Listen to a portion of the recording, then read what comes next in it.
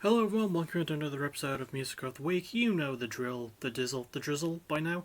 We got drizzle's appropriate considering it's been raining lately and it's just turning into spring, which is usually not supposed to be rainy, but we got about 6 albums to go through. I'm going to go through them as quick as I quack, and we'll see where we quack. We begin with Acid Mammoth and their new album Supersonic Megafauna Collision.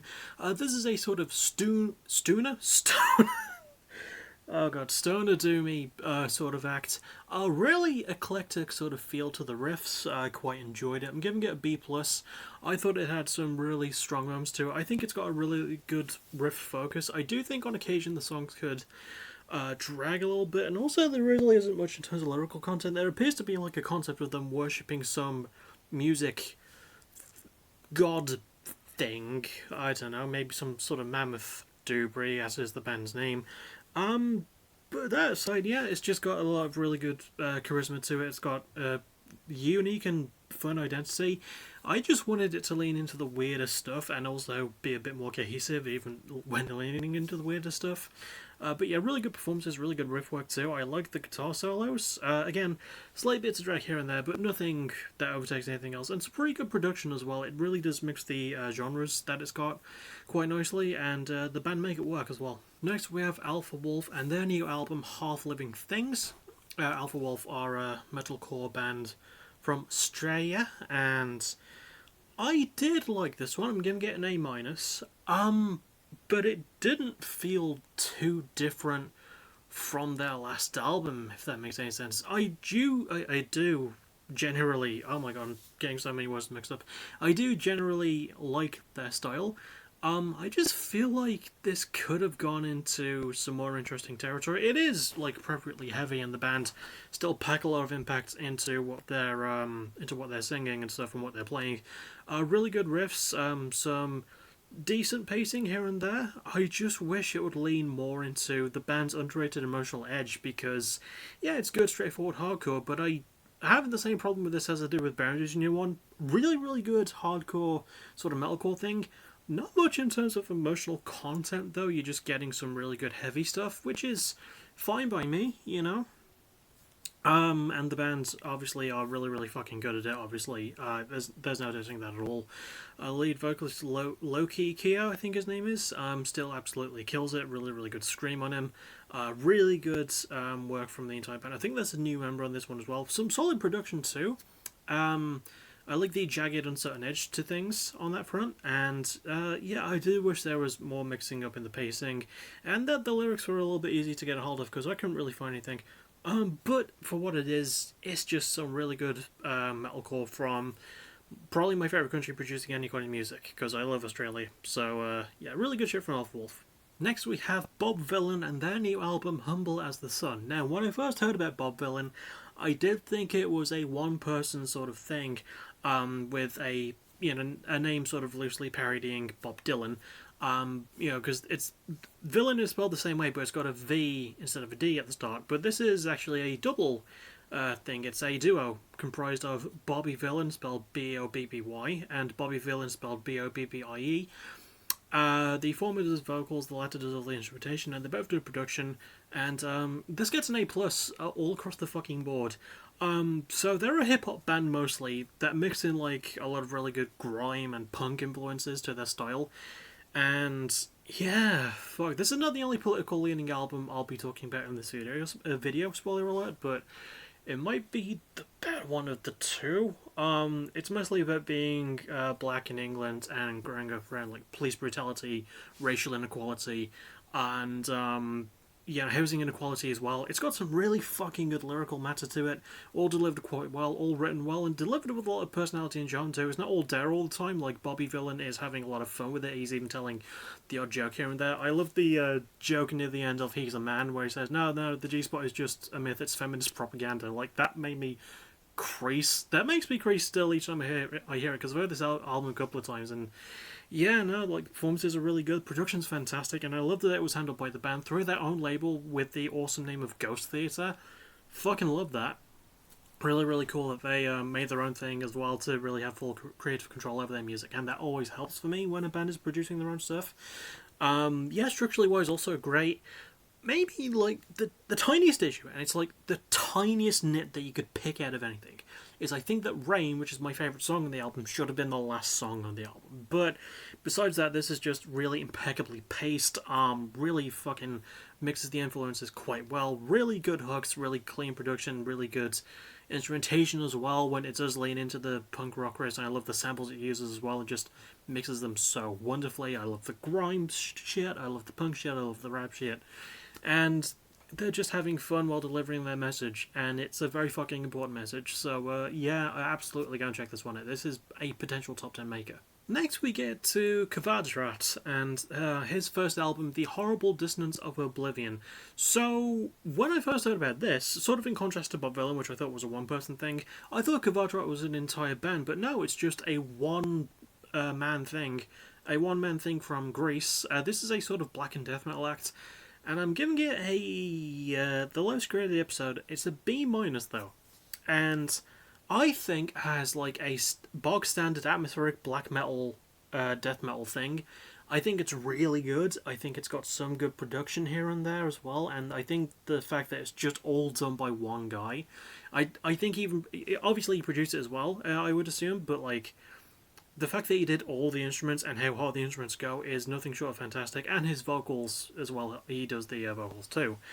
Unfortunately, there's not really much to grasp in terms of lyricism, and the pacing doesn't really mix up a lot. Much like with Alpha Wolf's one, this is just really straightforward heavy stuff, but it's really good heavy stuff. It's got some good blast beats to it, it's got some really good guitar work, and rarely for black metal, it doesn't really have guitar solos. It's a relatively short one, and I think I'm a bit on the fence about this bit. So the performer, whose name is Ivan something, I forget what his surname is, but he is Greek, as I mentioned earlier, that this project is Greek, and all the songs except for one, there's like 7 songs, but almost all of them are in Greek, and my assumption is that they were probably written in Greek in terms of lyrics, so even if I could get a handle of anything and try and find themes, which I couldn't, I don't know if I would have.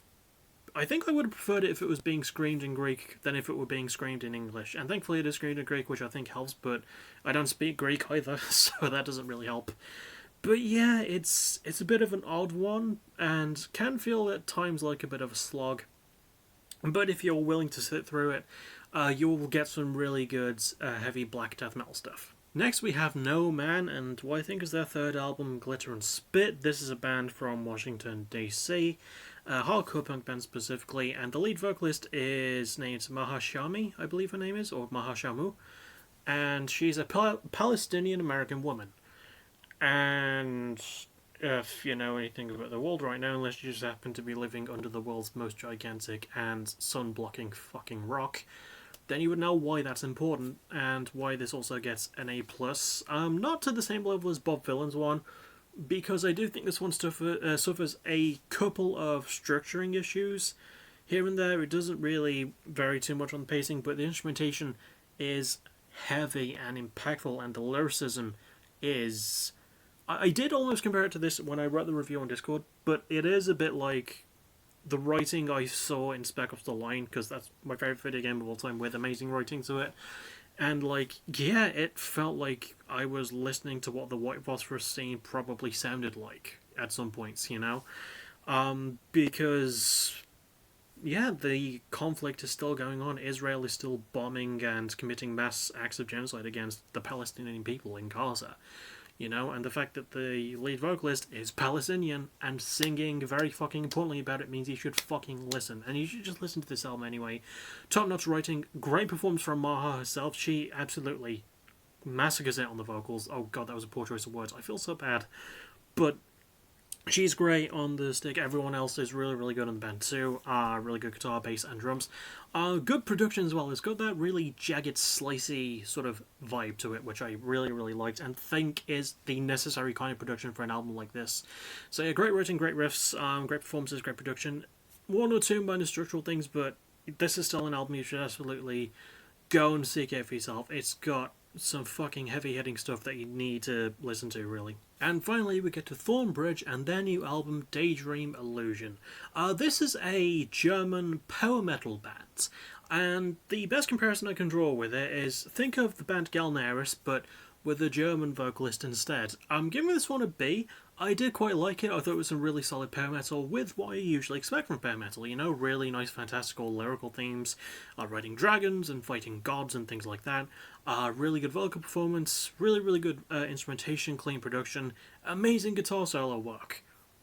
That's kind of it, really. There's not really a whole ton of varying in the pace. I guess the song Send Me a Light might be the best one because it has this really nice piano ballad for like the first half of it, and then it kicks into this really good guitar solo near the end. Yeah, it's a very unique song. It's not the most unique album though. You know, it doesn't really feel like it tries to make its own identity, but it's got some really good moments to it. I like a lot of the riff work. The drumming and guitar is really good. The vocals are really good too. What you would expect from power metal, really. Like, if you can't get a guy who can sing on power metal, then you're probably just playing a metalcore band. Boom! I'm just joking. Yeah, no, really good. On the fronts, it has to be good at, but a bit predictable in places, I would say. I don't know why it feels so predictable. It's just at certain points I was just expecting things to happen, and it's not even that the pacing is all that repetitive. It's just that it doesn't change a lot. It knows exactly where it's going to go, and unfortunately, I know exactly where it's going to go as well. But that's not necessarily a bad thing, and I did still have fun with this album. So, yeah, I recommend it if you just want some straightforward, really nice ending. God, my hair's a bit floppy. Power metal. And that'll about do it. I'll do the unofficial ranking system now. So at the bottom it will probably be Kavadrat with the Horrible Dissonance of Oblivion, then Thornbridge with Daydream Illusion, then Acid Mammoth with Supersonic Megafauna Collision, Alpha Wolf with Half Living Things, and it is kind of difficult between the top two, but I would personally go with No Man with Glitter and Spit and then Bob Villain with Humble as the Sun at the top. I still recommend you go and check all of these out for yourself. I still think they're all really good fucking albums.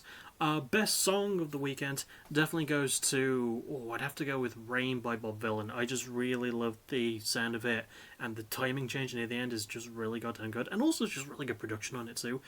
Best album cover goes to Alpha Wolf though. Like, Half Living Things go so hard, and I can't stress enough, I really want it as a fucking movie poster. It just looks absolutely top notch in terms of artwork. That'll about do it for me though. The next thing you'll see me for will be a reaction tomorrow, quite possibly to the new Knocked Loose song, and then Break Even tomorrow night. Next pay-per-view, just going to round out the card with my booking council, and it's going to be all sorted. I cannot wait to do that.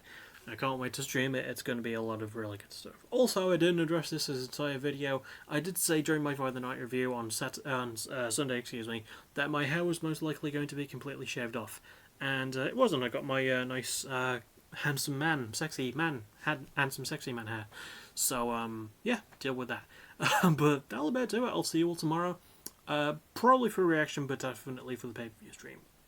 Break Even live from Edmonton, Alberta, Canada, although really just here in my spare room. And I'll see you all for those. And as always, thank you for watching. You're awesome.